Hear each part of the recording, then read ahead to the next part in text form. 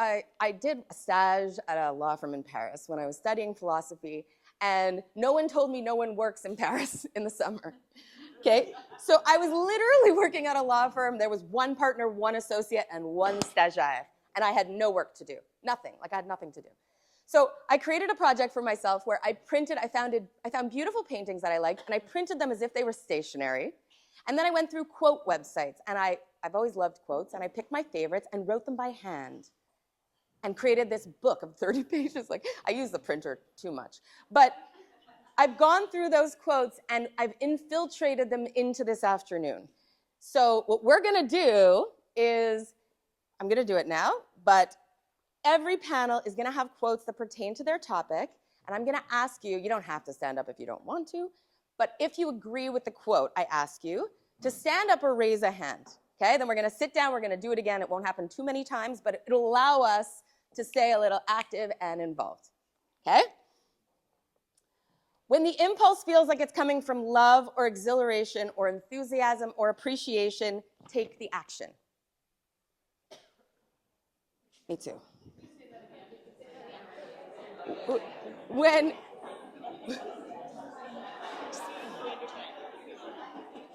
okay, it's working.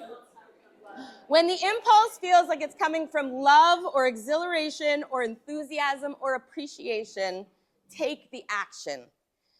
That quote is to signify that that is what this afternoon is. This afternoon literally just came from a feeling of exhilaration, enthusiasm, appreciation, and love, because I believe that everything we are going to discuss today, every woman needs to be a part of the conversation.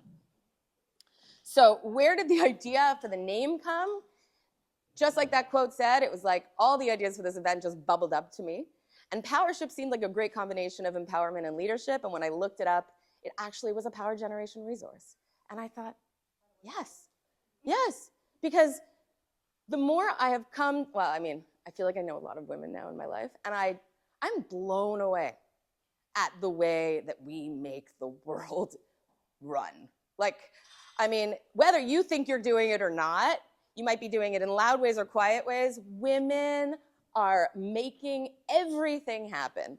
As far as I'm concerned, we are the power generation resource. Okay, now I'm going to invite Leslie to come up and read a quote. She's first. Okay. Leslie, I'll just say, Leslie bought me this book. It's not here.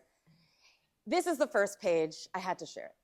So I do recommend this book. It's called Women Holding Things. It's by Nara Coleman, I think is her name. It's phenomenal. So she says, what do women hold? The home and the family, and the children and the food, the friendships, the work of the world, and the work of being human, the memories and the troubles and the sorrows and the triumphs and the love. Men do as well, but not quite in the same way. They do a lot. We're not saying they don't, but it's not the same. It's not the same.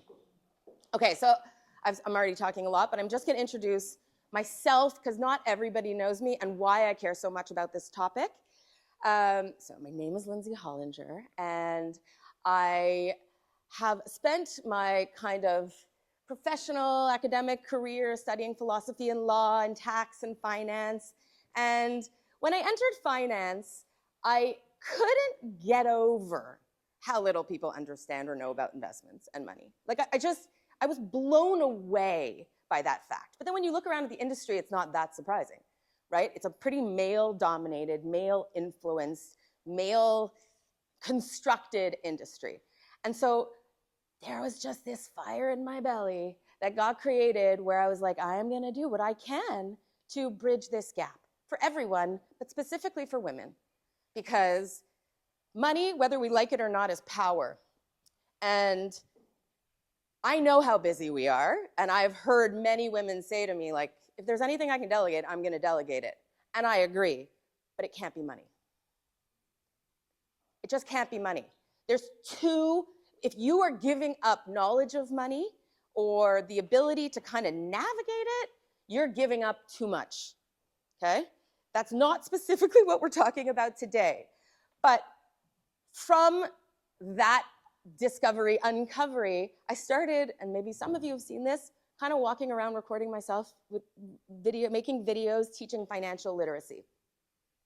And I was doing that at a time where I was working at my former firm, and I found that that was like extremely fulfilling, and it felt entrepreneurial, and it felt creative, and it felt awesome.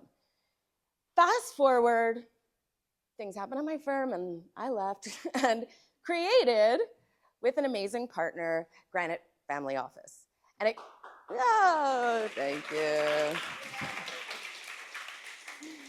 Now, the difference between a family office and a regular financial firm is that a family office thinks about your financial situation in an integrated way. We think about things in a full picture. So yes, we can do investments, but what is going on around those investments? Okay, and because I studied tax law and was a tax lawyer and love tax law, and then, yes, nerdy, I get to now think about all the things I love, which include tax law, which include philanthropy, which include investments, and include people. Teaching financial literacy to families, to anyone who is willing to come in and talk to me. So now I get to do this kind of creative entrepreneurial, instead of recording as many videos, I'm doing it in my day-to-day, which feels like awesome. And so one of the things I did when I created the firm was to start giving courses at the firm. And our boardroom fits, Pierre and I argued, I said 25, he preferred if it was 18, 20. We fit in as many as we could, and we did it in 3 parts. So we taught Introduction to Financial Literacy, Introduction to Investing, and Introduction to Efficient Philanthropy. And from that, what I learned was the conversation needs to be broader. I think it's all well and good to learn specifically about investing, but if you are not comfortable with the idea of money, if you are worried because you don't understand your own financial situation, or within your marriage, or for the future, and you're too scared of thinking down the road about a will, like if the other things aren't addressed, you're not going to get the full benefit of just learning about investing. And so I thought, how cool would it be if I could gather all the women in my life, not all, but a really great sampling of women in my life who are more knowledgeable and experts at the things that surround it and that will allow us to do better in growing our wealth, then that's a win-win. So today isn't specifically financial. I don't think it's going to be boring for a second, but some people might disagree. The pace is going to be very quick, and we're going to cover our own health and resilience, our relationship health. We're going to have an amazing interim mindful breath work. We're going to talk about our futures, future you, estate planning and financial planning, philanthropy, and finally finding your purpose. Okay? There are no official breaks. I went over this so many times.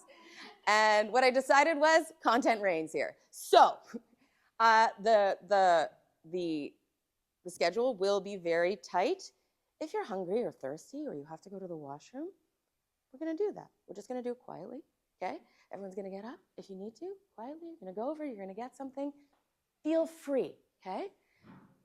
There will be one 5-minute official break. Okay? And at 5 o'clock, some of us have to get to a JCF AGM. So there will be cocktails for those who can stay. Okay, let me make sure that I covered everything I wanted to cover.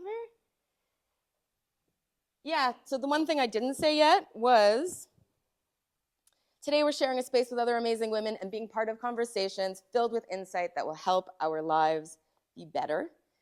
And so when I was a philosophy student, I was obsessed with moral philosophy and how to live a good life.